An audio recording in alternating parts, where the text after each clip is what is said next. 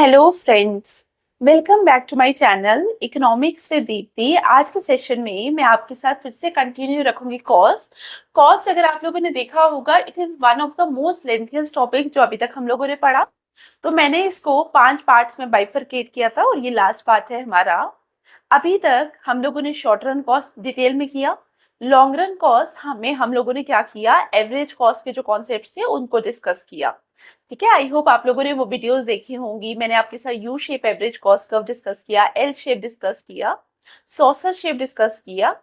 अब यहाँ पे लास्टली हमारा एक पॉइंट बचता था कॉस्ट के अंदर, जहाँ पे हमें क्या डिस्कस करना था, long run total cost and long run marginal cost, ये सब डिस्कस करना था।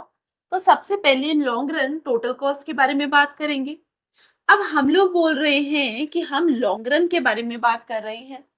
जब हम लॉन्ग रन के बारे में बात कर रहे हैं तो पहली चीज दिमाग में क्या आएगी, all factors of production are variable. जब सारे के सारे फैक्टर्स ऑफ प्रोडक्शन वेरिएबल है तो इसका मतलब there is no fix cost long run के साथ एसोसिएट नहीं करेगी। तो इसका मतलब long run total cost is basically what, it is basically the total variable cost. ठीक है, नहीं तो शॉर्ट रन पे क्या होता था, short run total cost is the sum of short run fix cost as well as short run variable cost. But यहाँ पे क्या होगा, यहाँ पे total cost is basically equal to the total variable cost. तो शॉर्ट रन के अंदर जब आप टोटल वेरिएबल कॉस्ट की डायग्राम बनाते थे तो वो कहाँ से स्टार्ट होती थी, वो आपकी स्टार्ट होती थी फ्रॉम ओरिजिन। ठीक है, तो ये भी कहाँ से स्टार्ट होगी, ओरिजिन से। मैंने अभी आपको बताया, रिलेट करके आप देख सकते हैं। तो हम इस तरीके से बनाएंगे और हम बोलेंगे this is basically our long run total cost. अब हम लोग क्या देखना चाहते हैं, दूसरी चीज, डायग्राम तो हमें पता चल गई, दूसरी चीज हम देखना चाहते हैं कि रिलेशन क्या है between the short run total cost and long run total cost. अगर आपको पुराने लेक्चर्स याद होंगे तो आपको पता होगा, जब हम शॉर्ट रन टोटल कॉस्ट के बारे में बात करते थे तो वहां पे क्या होता था, वहां पे कुछ वाई इंटरसेप्ट होता था, ये एरिया खाली होता था because of the fix cost associated with it. अब यहाँ पे अगर मुझे ड्रॉ करना है तो मुझे किसी इस पॉइंट से ड्रॉ करना पड़ेगा। और अगर आपने ध्यान दिया, मैंने सिर्फ एक ही पॉइंट पे क्या किया, एक ही पॉइंट पे मैंने इसको टच किया। ठीक है, with the long run total cost, इसका मतलब ये पर्टिकुलर पॉइंट है जहां पे हमारा short run total cost is equal to long run total cost. अब क्वेश्चन आता है ऐसा होता क्यों है।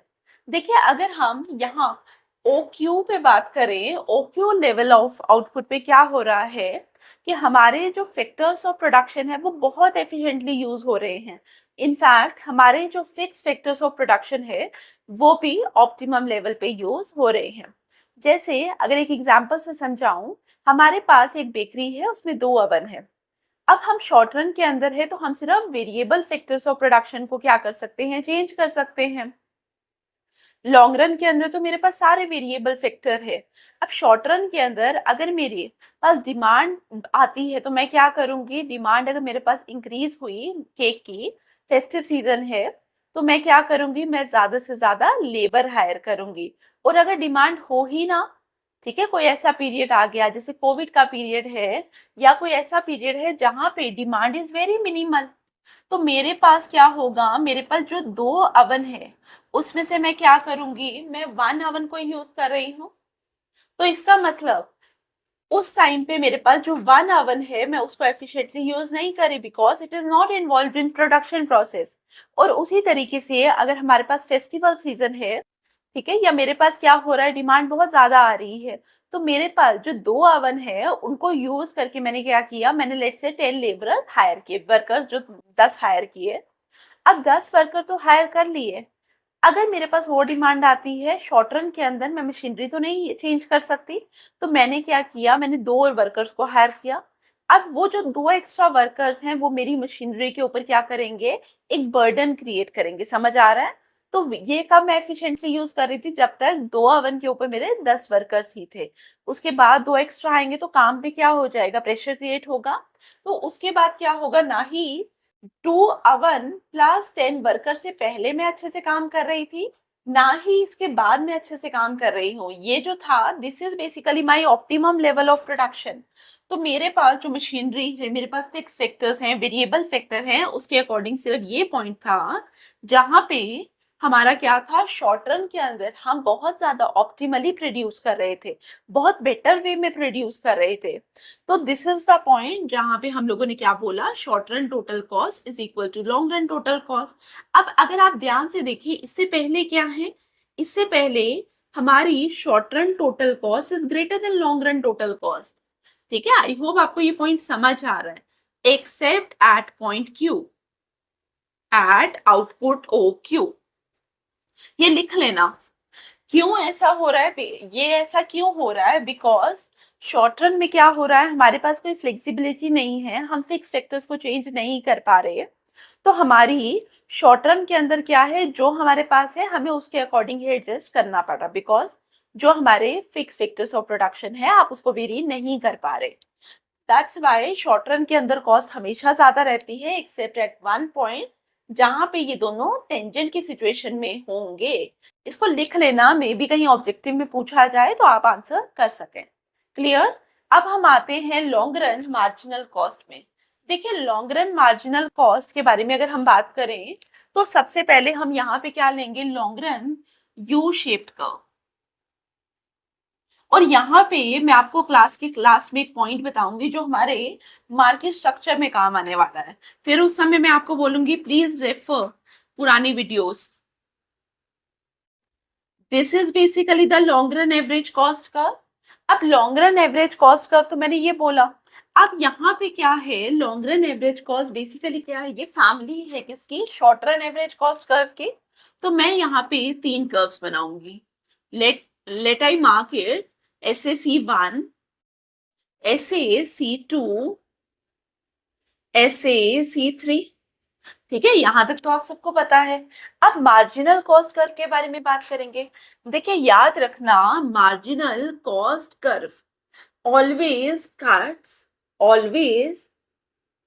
Cuts average cost at its minimum. हम ये यू शेप कर्व के बारे में बात करते हैं, एट इट्स मिनिमम मतलब इस पॉइंट पे बात कर रहा है, इस पॉइंट पे कि आपकी मार्जिनल कॉस्ट क्या करेगी, वो इस पॉइंट पे एवरेज कॉस्ट कर्व को कट करेगी।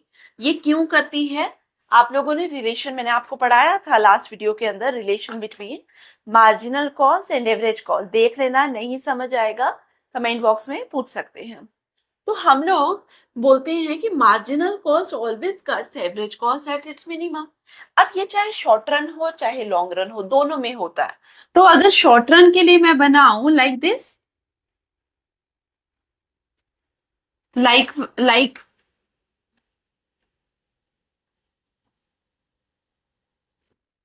हम लोगों ने बनाए। अब अगर यहाँ डायग्राम में देखेंगे तो मुझे अगर इतना आउटपुट प्रोड्यूस करना है OQ1, तो इसके करस्पॉन्डिंग जो मेरी मार्जिनल कॉस्ट है वो कितनी होगी, ध्यान से देखना। मैं क्या देखूंगी, मैं डॉटेड एरो देखूंगी। वाई डॉटेड लाइन देखी मैंने, because dotted line basically shows my short run marginal cost. तो मैंने बोला Q1N is my marginal cost. तो चाहे मैं शॉर्ट रन के अंदर बात कर रही हूँ चाहे मैं लॉन्ग रन के अंदर बात कर रही हूँ, marginal cost remains the same. ठीक है, मार्जिनल कॉस्ट कितनी रहेगी, NQ1।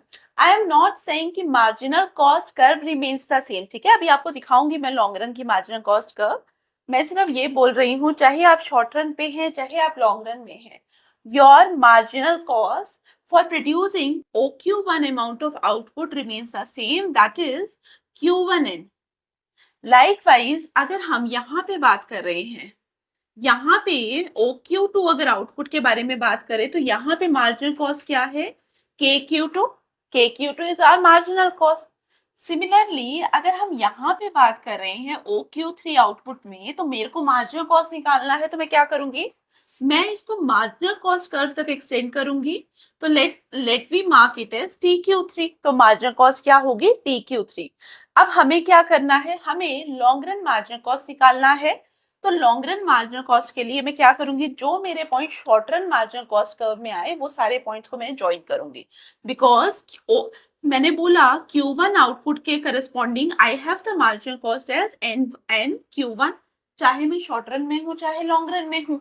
तो इसका मतलब लॉन्ग रन के अंदर मेरा फर्स्ट पॉइंट क्या आ रहा है, एन, सेकेंड पॉइंट क्या आएगा, क्यू, के, and third point is what, third point is L, ये टी, टी। ठीक है, तो हम इसको ज्वाइन करेंगे। तो this is my long run marginal cost. और अगर आप यहाँ ध्यान से देखेंगे तो long run marginal cost curve is also U shape. Long run marginal cost भी क्या है, it is also U shaped curve. Why U shaped? Because आप लॉन्ग रन के अंदर बात कर रहे हैं, whenever we talk about long run हम हमेशा क्या करते हैं, हम रिटर्न टू स्केल पे बात करेंगे। अब आपको पता है रीजन क्या होने चाहिए, पहले फॉल कर रही है, फॉल करने का मतलब increasing returns to scale, economies of scale, then cost rise कर रही है तो डिक्रीजिंग रिटर्न्स टू स्केल, या हम क्या बोलेंगे, diseconomies of scale. I hope आपको समझ आया। तो ये आपका मार्जिनल कॉस्ट कर्व है और ये आपका टोटल कॉस्ट कर्व है, जिन दोनों के बारे में आपको पता होना चाहिए। और एक और पॉइंट मैं आपको बता दूं क्लास खत्म करने से पहले, this point, at this point हमारा लॉन्ग रन टोटल कॉस्ट और शॉर्ट रन टोटल कॉस्ट बराबर है। आप में से मुझे कमेंट में कोई बताइए मार्जिनल कॉस्ट क्या है। Marginal cost is basically the slope of total cost curve. अगर कॉस्ट दोनों बराबर है तो इसका मतलब इनके स्लोप भी बराबर होंगे, एक पॉइंट पर स्लोप बराबर होते हैं। तो स्लोप बराबर होने का मतलब short run marginal cost is equal to long run marginal cost at this particular point. Clear? पहला पॉइंट। दूसरा पॉइंट अगर हम बात करें एवरेज कॉस्ट की, इस पॉइंट पे हमारी एवरेज कॉस्ट भी बराबर होगी, बिकॉज अगर मैं इस पॉइंट से रे डालू ना यहाँ पे, अगर मैं रे बनाऊं इस पॉइंट से, तो ये जो रे का स्लोप है, this is basically what, this is basically the average cost curve. तो यहाँ पे हम इसके बारे में बात करेंगे, हम बोलेंगे कि एवरेज कॉस्ट भी इस पर्टिकुलर पॉइंट पे क्या है, बराबर है। क्लियर? तो this is all about the today's class. I hope आपको समझ आया।